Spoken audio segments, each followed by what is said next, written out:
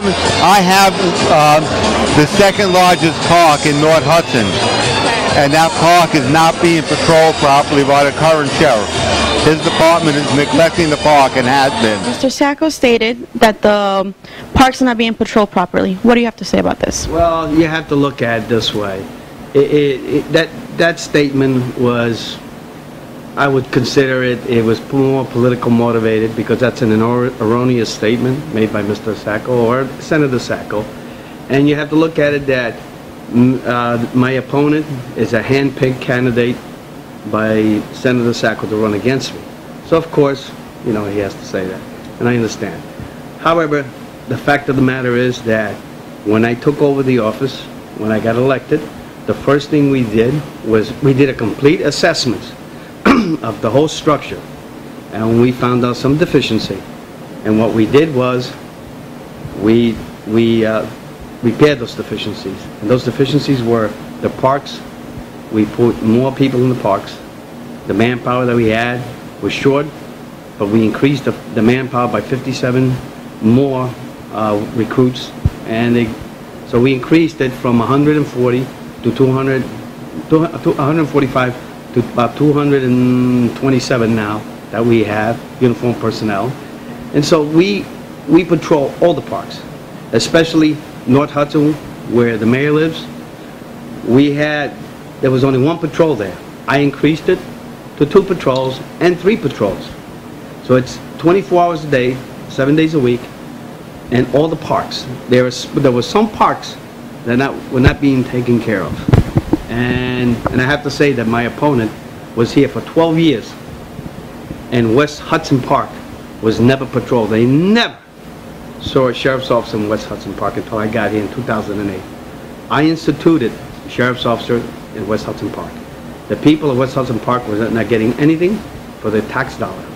But then I instituted in 2007. Now that I institute that, Laurel Hill was not being patrolled. Laurel Hill, someone stationed there. We also went to Washington Park in Union City and Jersey City. There were no sheriff's officers there. And also Bayonne, the Bayonne Park, which they call Hudson Park. Right? They didn't have anyone there. Now someone goes in and assists the Bayonne Police Department whenever possible that they need us. We go through it. You know, there's an MOU, what we call a Memorandum of Understanding with Bayonne, where they handle the park, but we still go through the park to assist Bayonne. So this is, you know, what I did. I increased it. Yeah, and I have to tell you that I am the sheriff of all the people. I have been the sheriff of all the people, and I'll continue to be the sheriff of all the people. And this is where I'm at. And there's no way that you can tell me that I didn't take care of the parks, because we do. We increased the patrol, we beefed them up. So that question, that's a statement that was made by the mayor, which is not true. I will be the sheriff for all the people of Hudson County, and I will serve all the mayors and police chiefs. Funny that you said you're the sheriff for all the people. Mr. Schillari said the same thing. He said that he accomplished many areas in the sheriff's office. Can you please comment about that? Yeah, I'll tell you what, Mr. Schillari has been an undersheriff since 1997, and I challenge him to prove one area that he has taken the lead in the office and he accomplished any projects in this department. One area. When I came here, okay, the first thing I did was I gave the best contract to my men, because I feel for my men. My men were not getting well paid. Now they're paid 30% raise. This is the best contract they had. This is how you take care of men, not by words, by action. I took action. I gave them the best contract.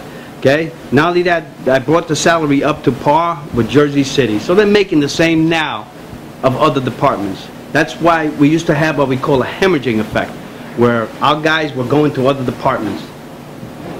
And like every year, you will see 10 guys go, maybe 9 guys go, 8 guys go, until I got here, and I stopped it. Now, about 5 or 6 guys have left because they were on other lists and they wanted to become police officers.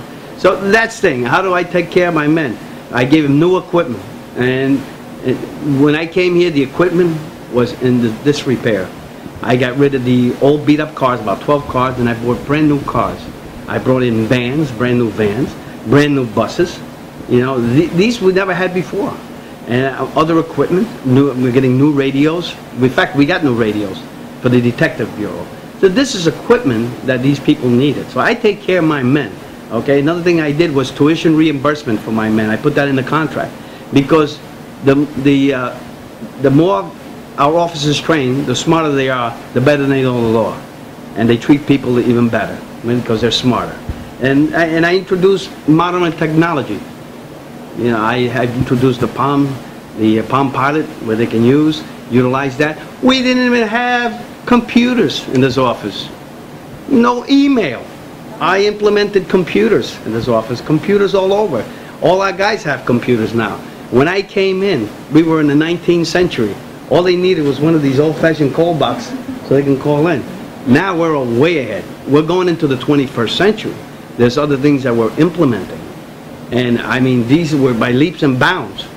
So, you know, that statement, that's not a true statement either.